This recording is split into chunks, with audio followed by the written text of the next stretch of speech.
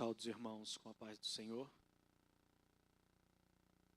Sou grato a Deus por esta oportunidade que o Senhor me concede de estar na sua presença para juntos adorarmos ao seu bendito e poderoso nome. Amém? Abram as vossas Bíblias juntamente comigo no livro de Salmo de número 23. Glória ao nome de Jesus.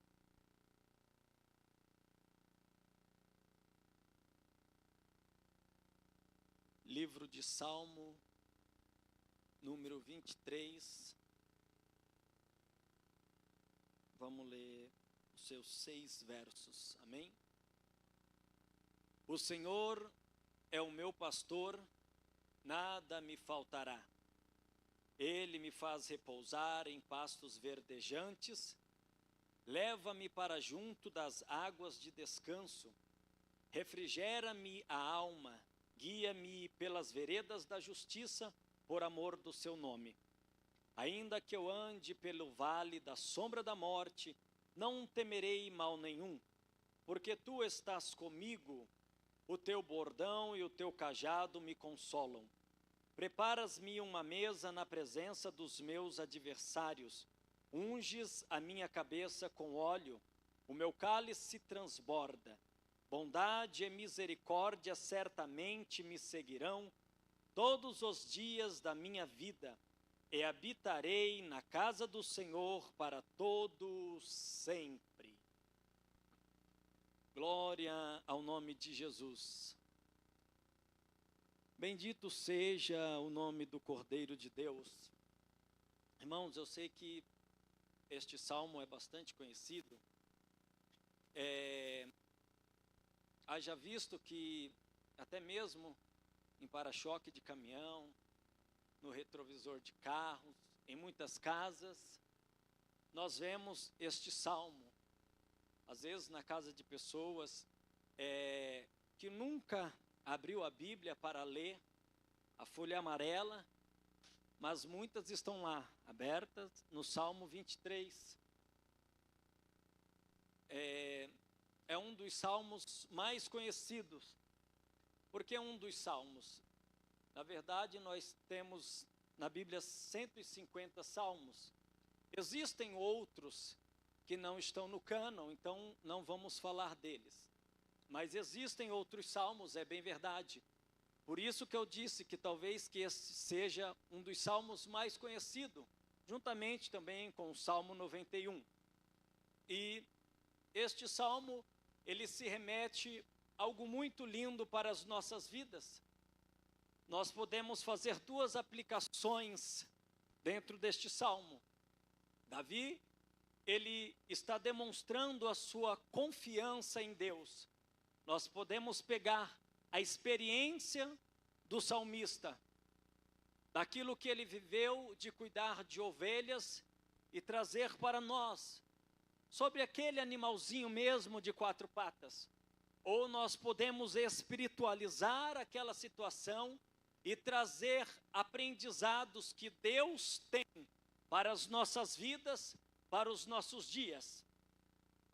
É bem verdade que quando ele começa o Salmo 23, ele diz assim: o Senhor é o meu pastor, nada me faltará. Primeiro ponto interessante que eu encontro neste verso é o seguinte: o Senhor é. Essa palavrinha é no hebraico, este verbo no hebraico, ele traz para nós uma demonstração muito profunda, porque este verbo ele está no passado, no presente e no futuro. Davi, ele estava dizendo: o Senhor é o meu pastor no passado, o Senhor é o meu pastor no presente e o Senhor é o meu pastor no futuro. Tamanha confiança do salmista no Senhor, que ele vai dizer: o Senhor é o meu pastor. Ele não está dizendo que o Senhor era no passado e agora não é mais. Ele foi no passado e agora ele não é mais o seu pastor. Mas a confiança dele é tão grande que ele vai expressar esta língua no hebraico dizendo: o Senhor é o meu pastor. Quando nós lemos todos os 6 versos, nós chegamos a uma conclusão. Davi, ele vai expressar situações que ele viveu, que ele passou, mas independente de qualquer coisa, nós vamos sempre voltar no verso 1, porque ele está dizendo: o Senhor é, o Senhor é, o Senhor é o meu pastor, nada me faltará. Há muitas pessoas que acabam pegando este versículo e tentando trazer para o dia a dia, dizendo: olha, meu irmão, fique tranquilo, que não vai faltar nada na sua casa, não vai lhe faltar o emprego, não vai lhe faltar saúde, mas na verdade o contexto desta palavra, ele não quer dizer isso. Na verdade, o real significado do Salmo 23 ele está expressando e dizendo categoricamente: o Senhor é o meu pastor. Noutras palavras, ele está dizendo: ainda que me falte qualquer coisa, ainda que me falte tudo, o emprego, a saúde, ainda que me falte os amigos, ainda que me falte filhos, ainda que me falte a esposa, o Senhor é o meu pastor. E Ele, como meu pastor, Ele não me falta. Aleluia. Às vezes as pessoas querem trazer este salmo para si e dizer assim: Senhor, a tua palavra diz que o Senhor é o meu pastor, e vai acrescentando no texto: e nada me faltará, mas está me faltando saúde, está me faltando a paz, está me faltando o emprego, está me faltando os amigos que me abandonaram. Deixa eu te dizer uma coisa. Quando Davi expressa que o Senhor é o seu pastor, nada me faltará, ele está dizendo, em outras palavras: olha, Deus, pode me faltar tudo, mas o Senhor é suficiente para mim, que ainda que me falte tudo neste mundo, eu tenho o Senhor, então eu tenho tudo. E se eu tivesse tudo e não tivesse o Senhor, eu não teria nada. Pobre, cego, miserável homem que seria eu. Ele estava dizendo isso para o Senhor. O Salmo 23 é uma demonstração profunda de fé e confiança de um homem. Que nós conhecemos bem a história, que cuida das ovelhas, que está lá no aprisco. Mas este pastor, o salmo do pastor Davi, ele vai dizer todas essas coisas que nós temos aqui, com conhecimento de causa, com propriedade. Porque ele cuidou de ovelhas. Ele sabia muito bem qual era o trabalho de cuidar de ovelhas. E um belo dia, lá em 1 Samuel capítulo 16, as coisas vão começar a mudar na vida dele. Deus chama um menino, pastor de ovelha, para ser pastor do seu rebanho, para ser rei, para se assentar numa cadeira que o Senhor estava preparando para ele. O Senhor sabia de onde ele estava tirando Davi. O Senhor sabia de onde ele estava tirando aquele menino.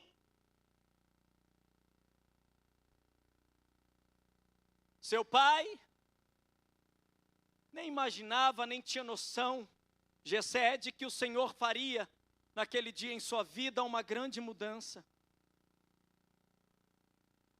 Porque naquele dia, em 1 Samuel 16, verso 11, quando no versículo 1 o Senhor já rejeita a Saul e manda o seu servo profeta ir até a casa de Jessé, porque o Senhor iria ungir alguém a rei, o Senhor tinha escolhido, chamado, capacitado e enviaria a Davi para ser rei, para cuidar do seu povo.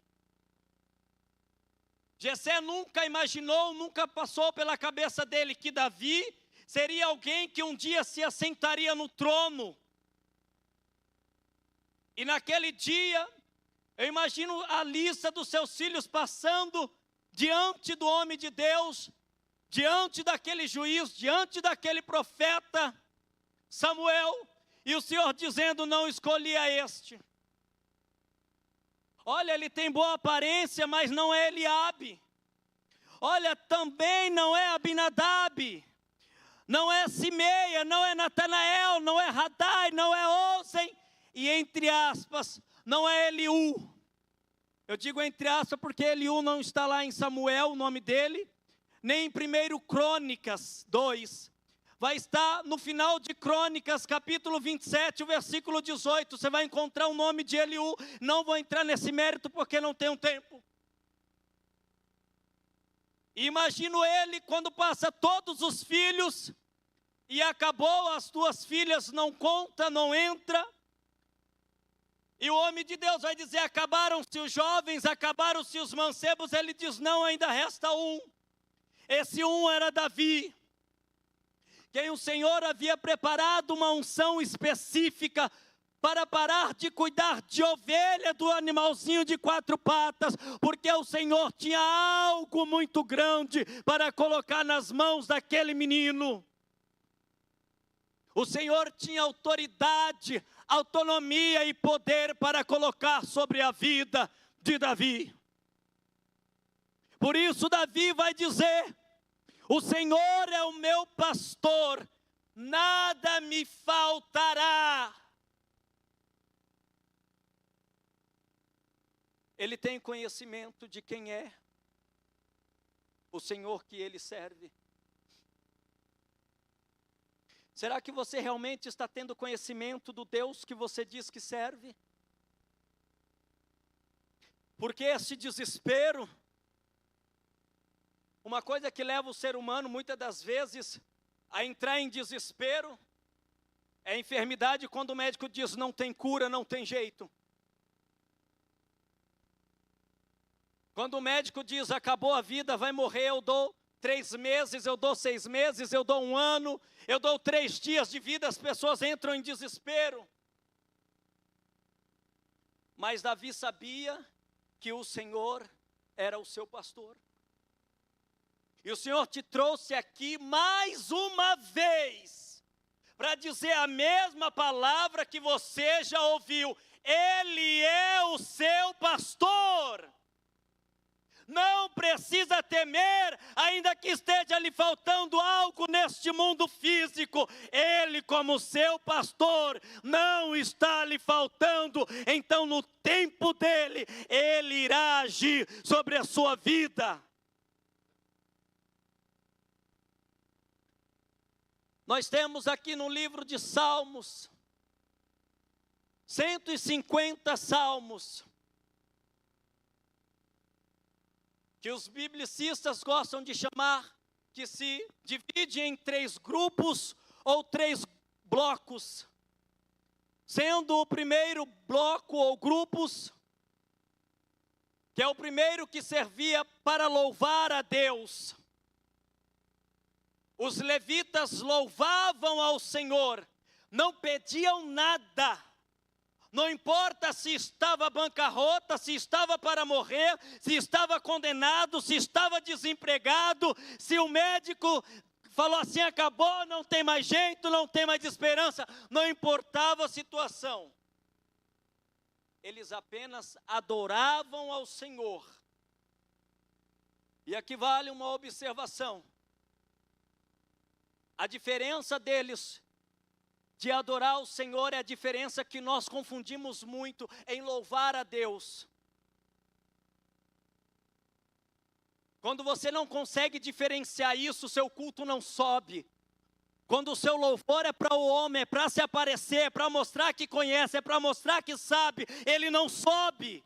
Os levitas tinham o compromisso de compreender e de entender: eu estou aqui para adorar ao Senhor. Eles se lançavam aos pés do Senhor, adorando a Ele, independente das circunstâncias, porque eles louvavam, e quando louvavam, louvavam pelo que o Senhor fazia. Mas quando adoravam, adoravam pelo que o Senhor era e é na vida deles.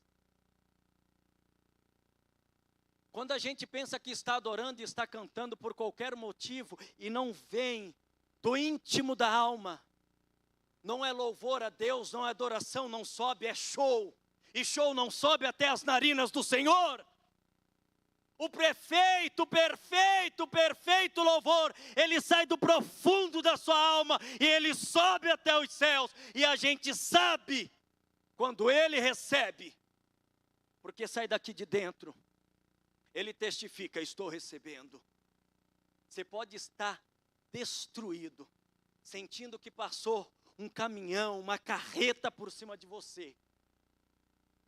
Você sente: Deus está recebendo,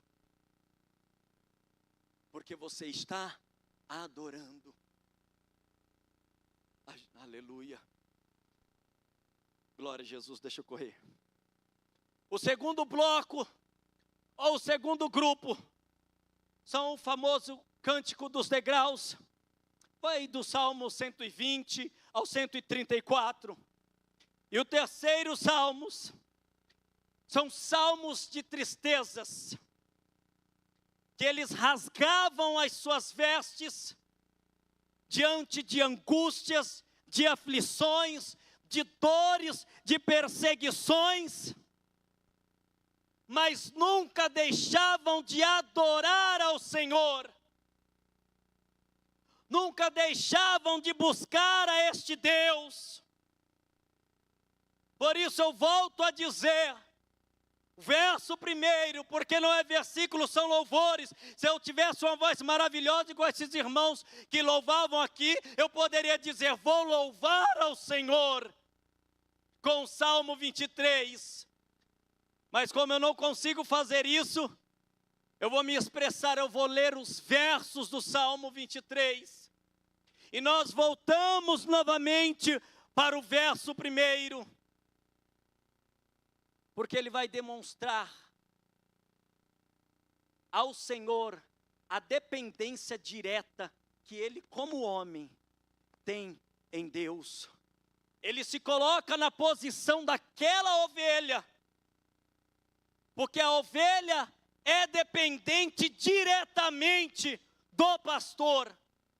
E ele está dizendo: eu dependo do Senhor como meu pastor, como uma ovelha me coloco aos teus cuidados, debaixo das tuas mãos, debaixo da tua proteção. Glória ao nome de Jesus. E isso é tão forte, que mesmo o contexto sendo outro, o Salmo 51, verso 11, a gente conhece o contexto, que é uma questão da fragilidade do erro de Davi, mas ele vai expressar ao Senhor dizendo: Senhor, o Senhor pode tirar tudo de mim, eu posso perder tudo, mas não retires de mim o teu Santo Espírito. A confiança dele está dizendo: Senhor, mais uma vez, eu quero dizer ao Senhor que eu não preciso nada deste mundo, se o Senhor não for comigo. Só tem valor alguma coisa aqui, se eu tiver o Senhor como meu pastor, como o meu Deus. E é isso que nós, como ovelhas, como noiva do Cordeiro, precisamos compreender e tomarmos para nós. Que o mais importante das nossas vidas o que mais tem valor é termos esta convicção, esta confiança, e termos Ele como nosso Senhor, como nosso pastor. Olha a confiança de Davi. O Salmo 23 tem 6 versos, conforme nós lemos.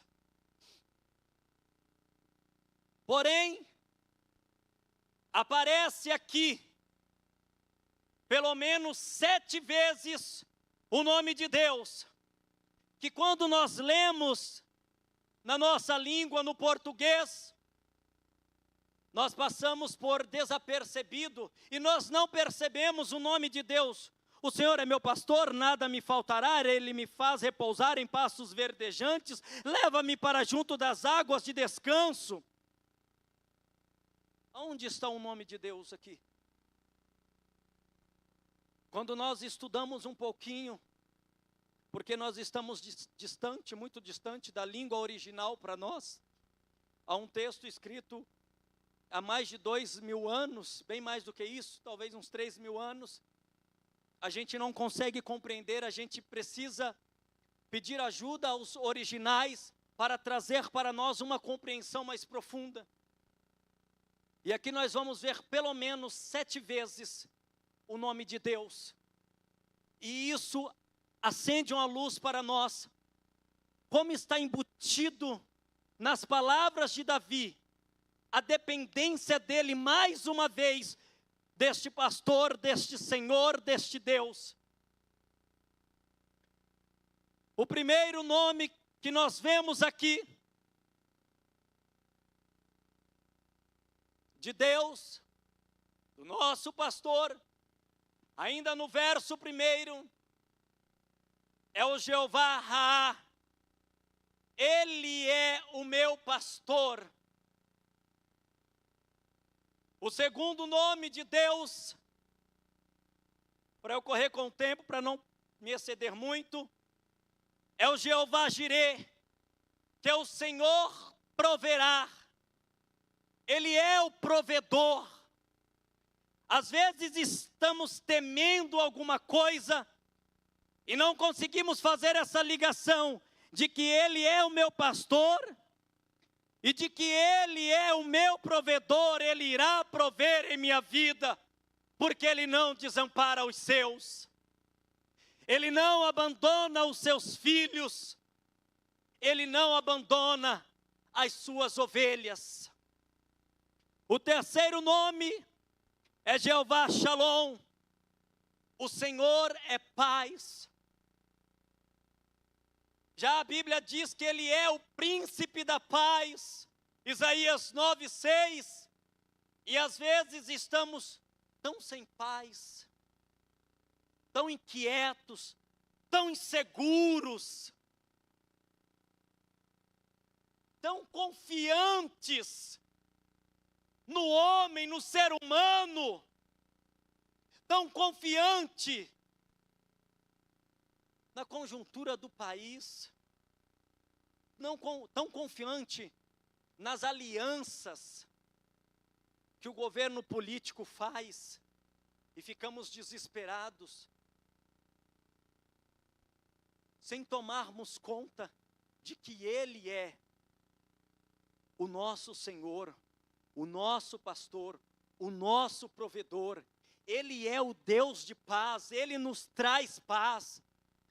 Fique tranquilo, você que está sem paz, sinta a paz de Deus invadindo o teu ser agora. Ele é o príncipe da paz e Ele te dá paz nesta noite.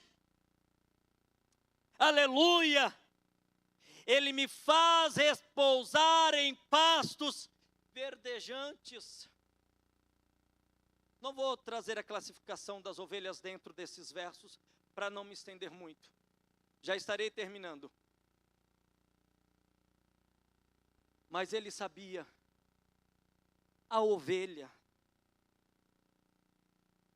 precisava de paz para repousar.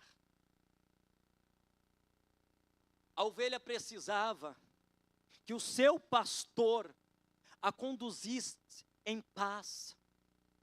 Ela precisava ter a confiança no seu pastor, que estava por caminhos ermos, em meios de buracos, poderia cair, poderia ter uma presa, ter um animal esperando para agarrá-la.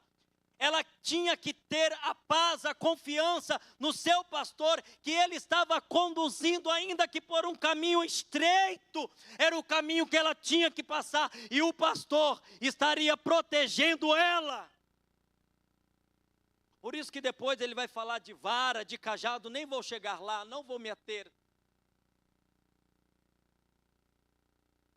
Mas ele estava dizendo que assim como quando ele conduzia a ovelha por um caminho estreito, e se fosse preciso, ele usaria a vara ou o cajado para afugentar as feras que queriam pegar as suas ovelhas, e se porventura alguma caísse em um buraco, e o seu braço não alcançasse, ele tinha ali o seu cajado para puxá-la para cima, e dizer: eu não te abandono, eu tenho o meu cajado para te conduzir, mas também para te buscar e te tirar do abismo, se você estiver caindo nele.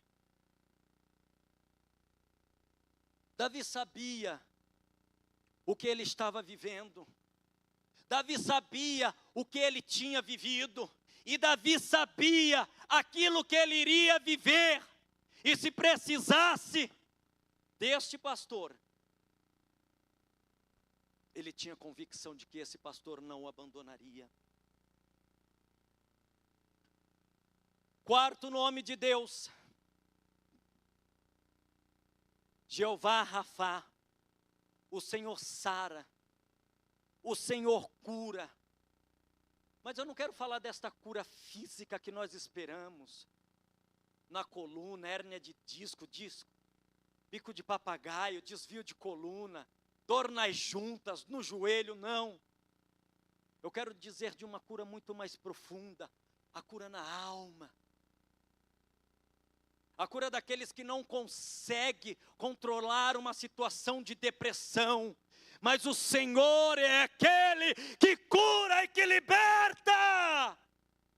Ele é Deus para curar e para sarar a alma daqueles que estão doentes.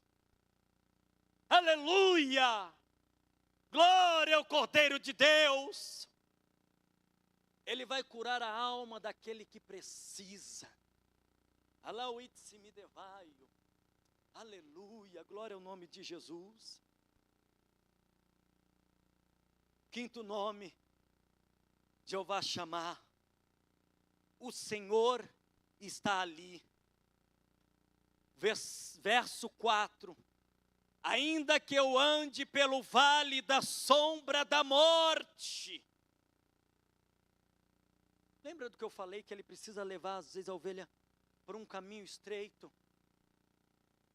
Às vezes,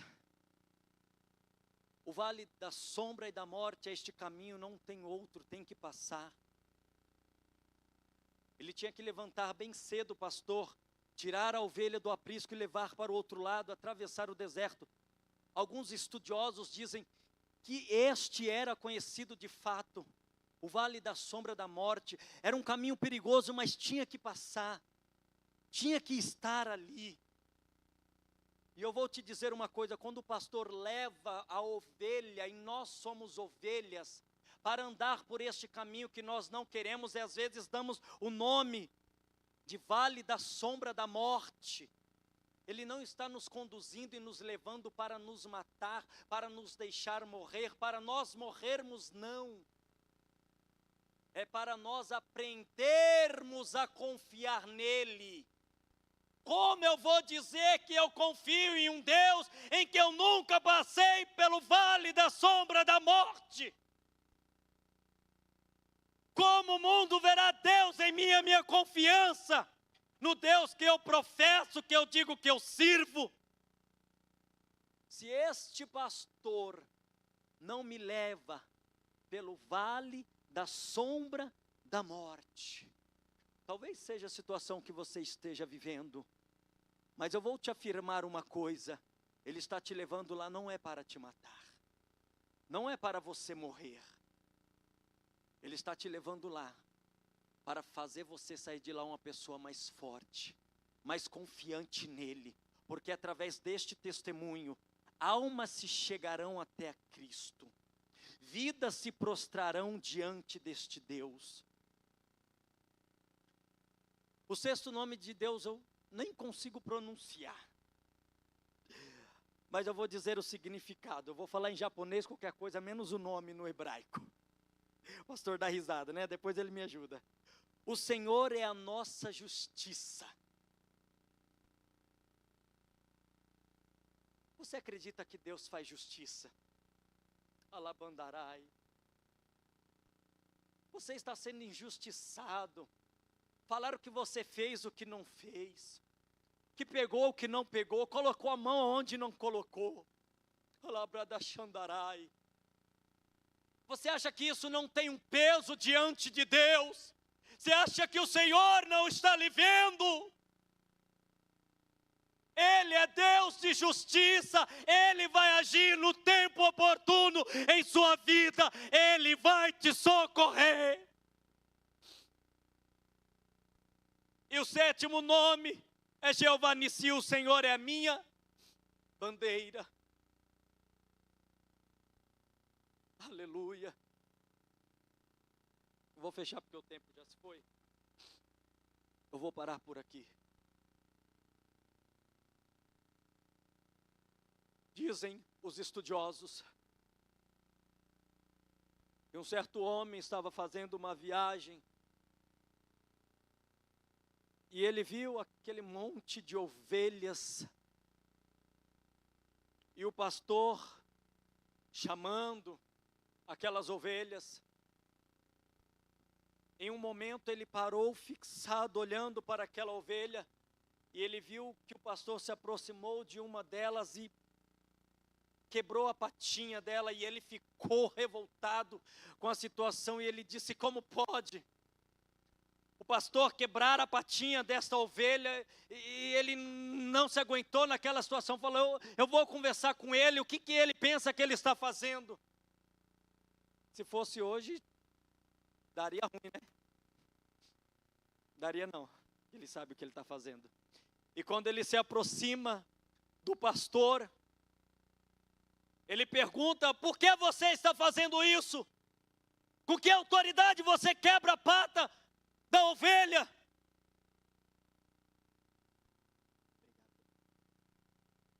E ele disse assim: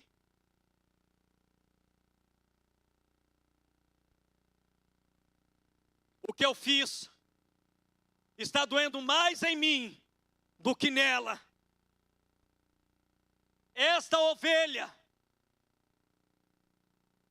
tem me dado muito trabalho, de tal maneira que já mandaram eu vender e levar para o matadouro para sacrificar.